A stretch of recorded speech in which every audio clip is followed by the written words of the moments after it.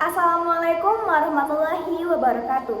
Shalom, Om Swastiastu, Namo Buddhaya, salam kebajikan, dan salam sejahtera bagi kita semua. Halo semua, nama aku Risma Aryani. Aku merupakan mahasiswa dari Institut Bisnis Informatika Kesatuan Bogor. Aku merupakan bagian dari Fakultas Informatika dan berasal dari Prodi Sistem Informasi. Saat ini, aku akan menjawab beberapa pertanyaan self-interview dari Google Student Ambassador. Nah, yang pertama, hal apa yang aku sukai dari inovasi teknologi perusahaan Google? Dan mengapa aku tertarik menjadi Google Student Ambassador? Yang pertama, inovasi yang aku sukai adalah inovasi open source dan Google Workspace. Karena open source ini memudahkan kami bagi para pemula dan perusahaan untuk tetap berkolaborasi dan menciptakan ide-ide. Lalu, Google Workspace membantu kita para pelajar di seluruh dunia untuk berkolaborasi dengan mudah tanpa kenal ruang, waktu, dan batas jarak. Nah, kenapa aku tertarik jadi Google Student Ambassador? Menurutku, langkah ini adalah langkah yang tepat untuk semakin berpengalaman di teknologi terkini.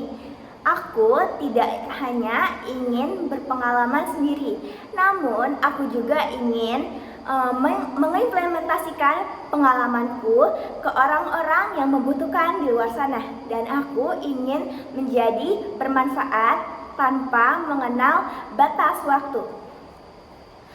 Yang kedua, jika membuat acara Touch and Chill, aku bakal bikin acara dengan judul Touch and Ngopsan, yang artinya teknologi dan ngopi santai. Nah, acara ini bakal aku awali dengan pembukaan, yaitu nanti para audiens di mahasiswa kampusku ini bakal memulai dengan membuat gambar hasil dari AI dengan prompt hasil perasaan mereka.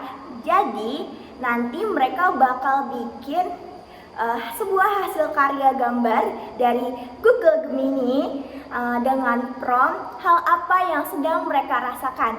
Jadi kita bakal bikin relax dulu biar perasaan mereka lebih plong. Apa sih yang mereka rasain? Kita tuh kayak bakal seru-seruan untuk mencurahkan isi hati dan pikiran kita.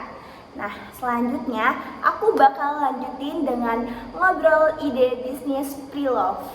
Nah, di Ngopi Santai ini bukan cuman kayak bahas teknologi yang bikin mumet dan bikin orang mikir kalau teknologi itu rumit dan bikin pusing. Tapi aku pengen jadi orang yang mengajak kalau teknologi itu bisa bikin fun. Kita tuh bisa bikin fun dan asik-asikan aja.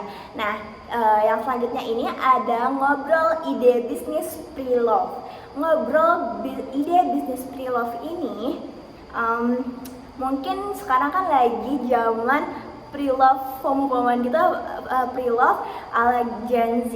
Nah, nanti di langkah selanjutnya aku bakal bikin pre-love online melalui Instagram atau TikTok. Nanti kita bakal posting beberapa feeds-nya. Nah, aku bakal jabarin konten pre-love-nya ini. Semisal kalau ada produk pre-love pakaian, aku bakal buat konten seperti ini. Jadi kayak kita tuh cari baju yang relevan untuk di mix and match. Nah, kita cari baju yang relevan untuk di mix and match pakai teknologi dari Google Lens. Selanjutnya, jikalau barangnya tersebut bukan pakaian, gimana nih? Nah, kalau barangnya itu bukan pakaian, kita bisa bikin hook, kita bisa bikin konten hook, semisal seperti kita mau jual alat pengering rambut atau yang kita kenal sebagai hair dryer. Nah, kita bakal bikin konten hooknya tuh kayak gini. 5 alasan kenapa kamu harus beli. Kayak gini. 5 kenapa sih kamu harus beli ini? Seperti itu. Nah, hooknya itu kita dapetin dari Gemini AI dan alasannya juga kita bakal dapat dari sana. Mudah banget kan dan efisien banget. Nah, selanjutnya pengalaman out of the box. Jadi beberapa minggu lalu aku dipercaya untuk menjadi aku dan rekanku dipercaya untuk menjadi pengurus sebuah acara bukber organisasi di kampusku, yaitu himpunan mahasiswa. Nah, di sana aku ditugaskan untuk menjadi master of ceremony.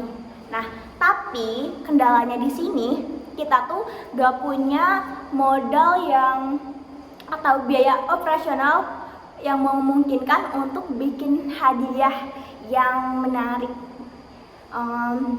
Lalu kita tuh tidak ada biaya operasional lebih untuk membeli hadiah untuk di acara tersebut. Dan aku sama teman-temanku berunding gimana caranya, dan tiba-tiba aja aku kepikiran kalau gimana kita kalau main game, tapi main game tuh bareng-bareng. Dan hasil kita main game bareng-bareng, seluruh audiens dan termasuk aku ikut main games.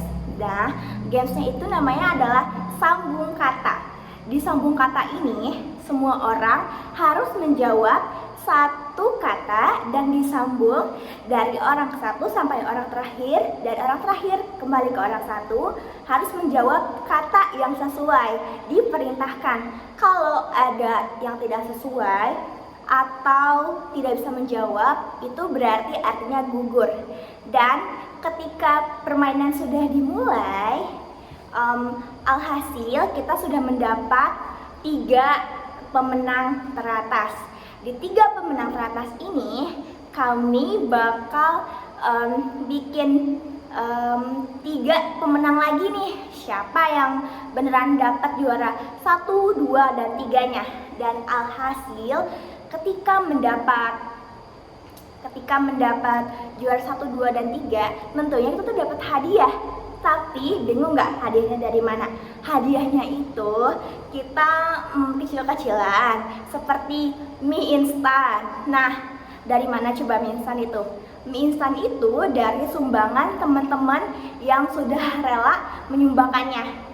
Dan ketika dapat mie instan itu tentunya audiens pada sangat tertawa ceria. Selanjutnya, ketika suasana mulai hening, aku memberikan uang nominal sebesar 400.000 kepada para pemenang.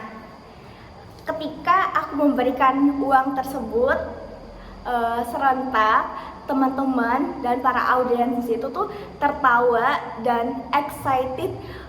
Mereka tuh nyesal kenapa sebelumnya tuh mereka gak sungguh-sungguh untuk mendapat uang sebesar itu.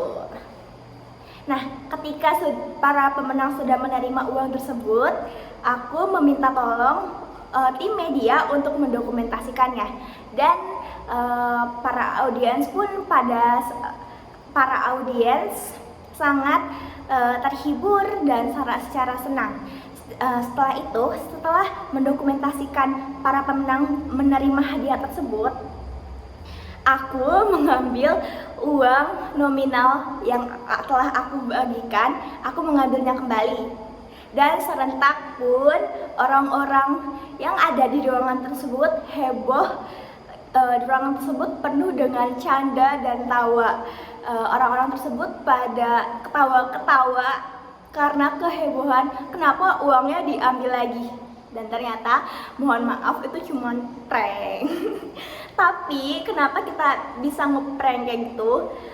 Kita tuh sebelumnya dan sebelum di awal acara tuh kita udah disclaimer kalau ada games itu kita akan bakal bikin fun dan tidak ada yang berat hati.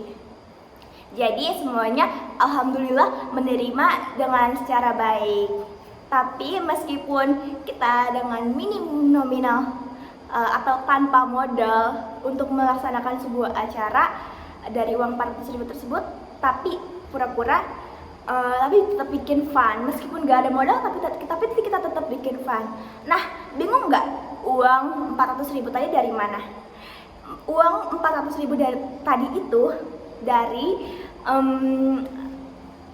dari pinjam. Jadi peminjaman. Jadi beberapa temanku meminjamkan selembar uangnya untuk melakukan prank tersebut. Itu tuh emang agak ngeselin sih, tapi meskipun begitu orang-orang yang ada di ruangan tersebut ngerasa kayak wah gak kepikiran ya kalau dia tuh bisa kayak gini gitu. Dan selanjutnya yang keempat, dampak setelah menjadi Google Student Ambassador. Dan hal apa yang bisa aku banggain setelah 3 bulan menjadi Google Student Ambassador? Yang pertama-tama, aku pastinya bakal bangga kalau aku telah menjalankan apa yang menjadi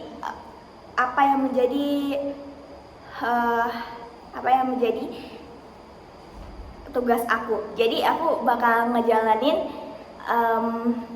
hal yang bakal menjadi tugas aku dulu, baru aku merasa bangga. Jadi aku ingin bermanfaat dulu.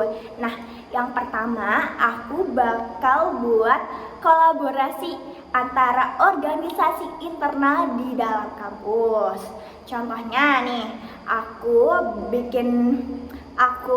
merekomendasikan teman-teman untuk membuat hook konten sebuah acara, mungkin acara konser, acara bazar. Kan kita tuh pasti butuh konten ya untuk di-post di sosmed. Nah, untuk buat konten tersebut kita kan pasti butuh hooks yang menarik. Nah, hooksnya ini kita bisa pakai promptnya itu dari Gemini AI. Nah, selanjutnya aku bakal merekomendasiin salah satu organisasi, contohnya Himpunan Pengusaha Muda. Nah, aku bakal merekomendasiin kalau misalkan bikin poster bisa pakai AI tools dari Gemini. Nah, selanjutnya aku akan membuat kampanye digitalisasi UMKM. Nah, aku bakal bikin digitalisasi UMKM ini dengan cara aku bakal ngajarin para UMKM kecil untuk membuat pengeluaran catatan di Google Workspace, kayak seperti Google Sheet. Nah, aku juga bakal ngajarin gimana sih cara untuk mendaftarkan sebuah lokasi toko tersebut di Google Maps. Jadi semua UMKM terdaftar di Google Maps biar orang-orang bisa menjangkau di mana lokasi tersebut. Nah, lalu aku bakal bikin grup diskusi yang dimana itu tuh buat jembatan antara mahasiswa dan UMKM. Grup diskusinya ini berisi dari perwakilan beberapa mahasiswa dan UMKM di luar. Gunanya itu supaya UMKM bisa terus berinovasi dan bisa untuk membenahi apa saja hal yang perlu diperbaiki di usaha tersebut. Dan kenapa ini tuh butuh banget? Karena ini juga bisa jadi jembatan untuk UMKM mengetahui apa saja yang mahasiswa tersebut butuhkan dan apa saja yang bikin mahasiswa tersebut kurang membutuhkan barang tersebut. Jadi para UMKM di luar sana nggak sia-sia bikin usahanya. Nah, sekian itu saja yang dapat aku sampaikan. Wassalamualaikum warahmatullahi wabarakatuh. Sampai jumpa.